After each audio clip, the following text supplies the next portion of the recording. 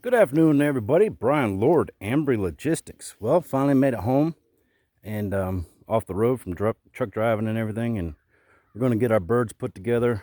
I put them together yesterday, as a matter of fact, and had a few people that reach out to me want to know, how do we breed our birds here, and what's our philosophy with breeding, and give them a little loft tour and stuff like that. So that's what we're going to do, and then hopefully it'll turn out okay. All right.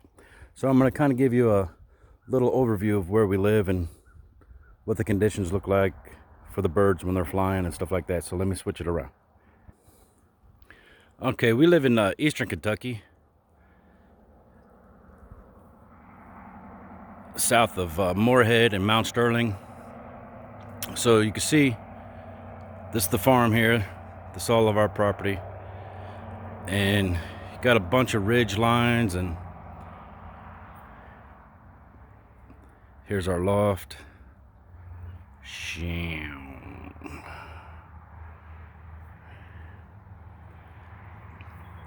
So the birds here where we live really have to be, for lack of a better term, smart. Once they get up into the air and everything like that, and they start to route, it all starts to look the same. So we are actually in Morgan County, Kentucky, and it's part of the Daniel Boone National Forest, which is kind of like the foothills that butt up to the Appalachians that go all through West Virginia and all that stuff, Virginia. So it takes a special bird here. Originally came up from Florida, and down there it's flat flying. Perfect days. It's flat. The terrain is flat, even though we would fly from north to south coming out of Georgia into Florida. Totally different here. When I came up and we brought our birds up, we lost everything. Everything that I bred my first 2 years, we would lose it all. Maybe have one bird left at the end of training. I wasn't flying with the club. I just started driving as a truck driver for my career, so I wasn't home much anyway. And it was miserable. So those birds that I had got or brought up from Florida just didn't work. They not that they were bad birds, they just weren't good for my area.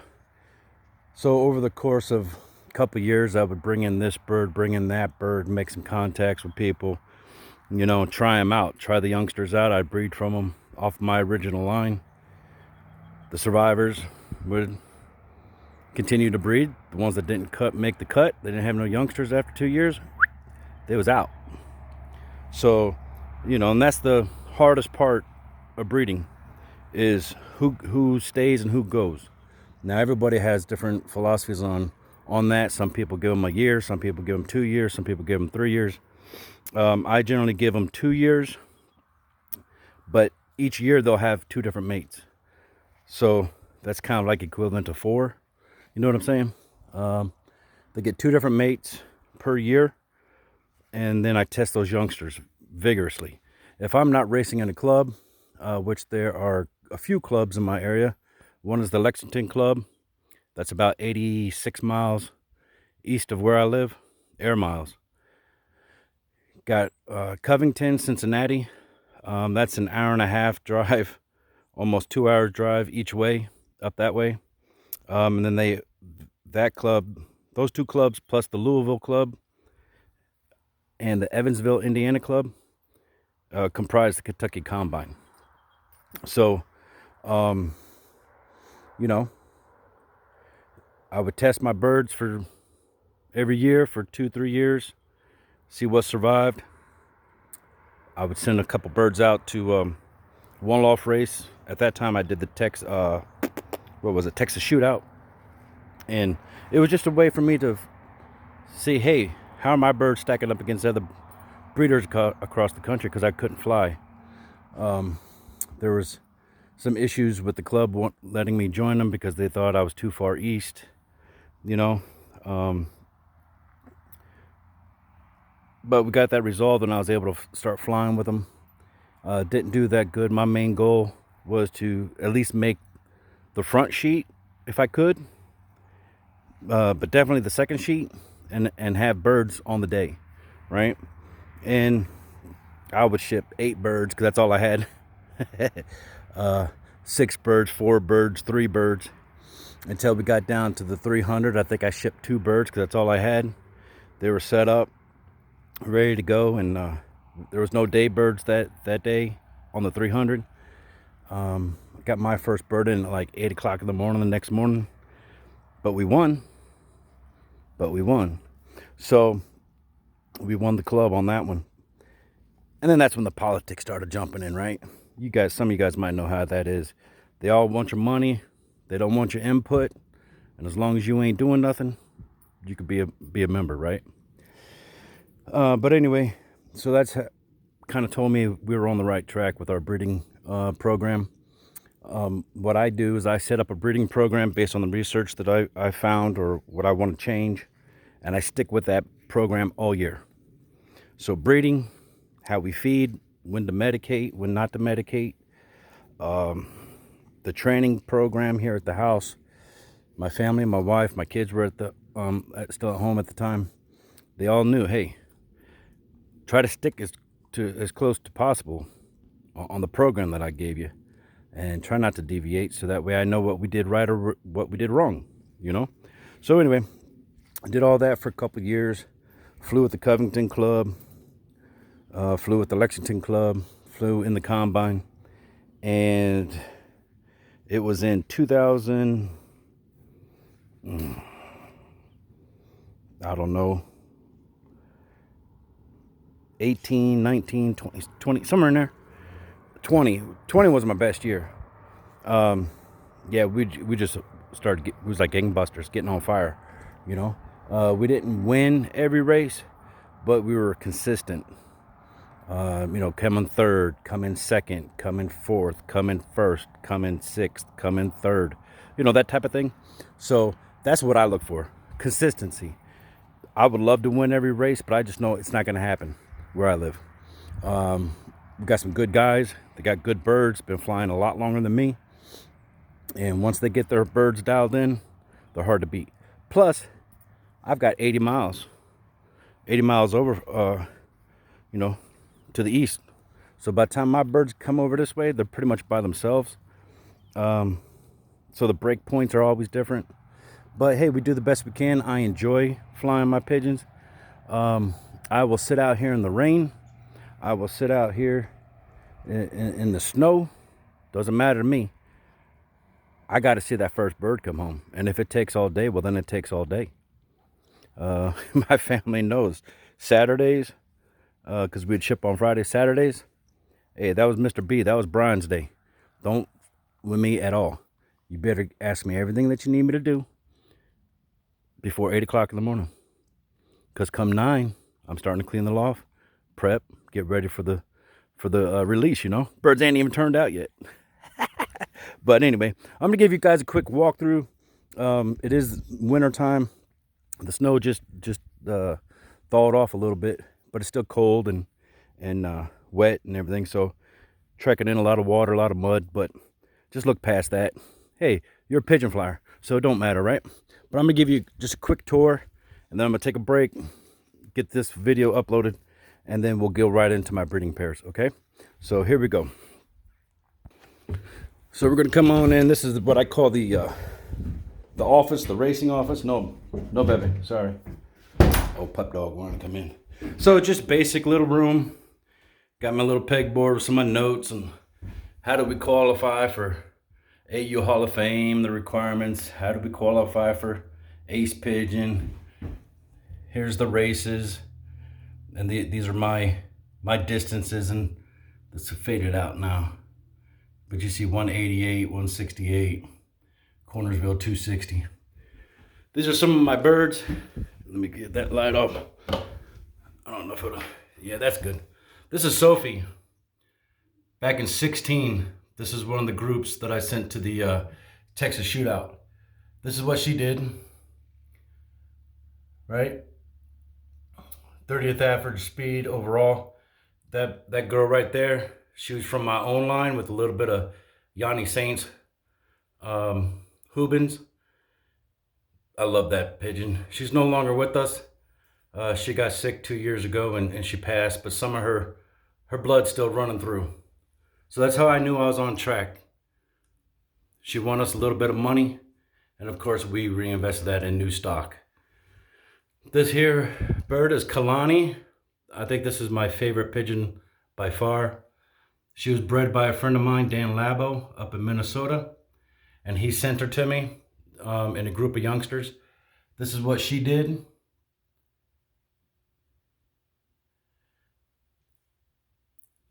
Favorite pigeon. Favorite pigeon. We got some of her. I got a direct daughter of her right now, but she's no longer with us either. This is Braylon, a solid white. ABL 2060. These are some of her accomplishments.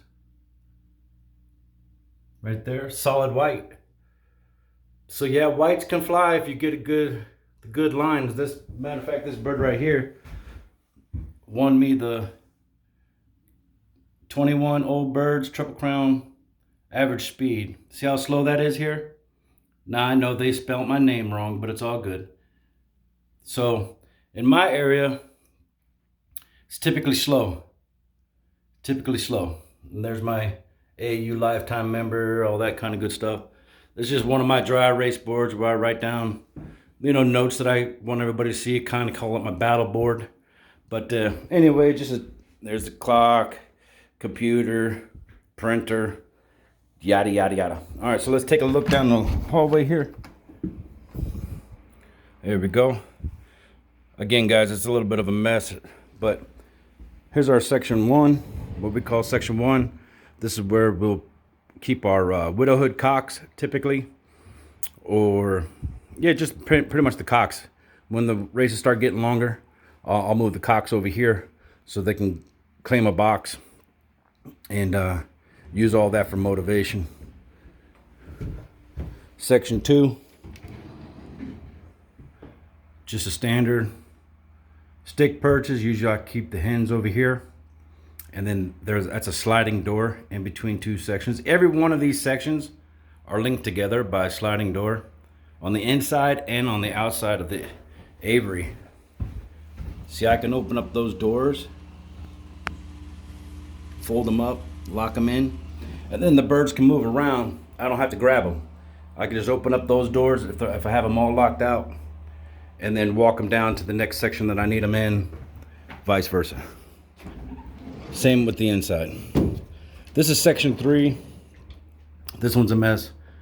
I turned out a couple late hatches that were given to me, and I'm still waiting on one to make a home. But that's just a stall trap right there. This is the clocking area.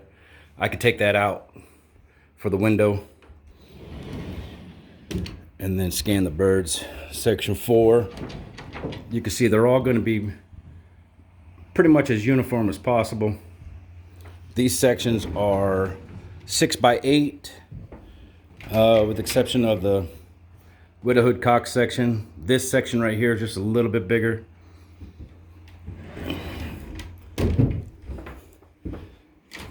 Section 6.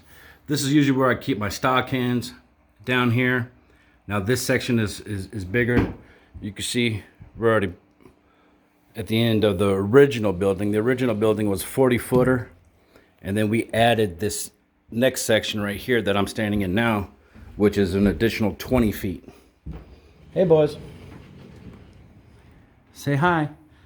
These are 2 cocks that I got. That checkered splash right there, his name is Patch. He was a late hatch for us, and I'll give you a little bit more detail about him in a minute. And then that blue check up top is one of the survivors from a group of late hatches that a friend gave me.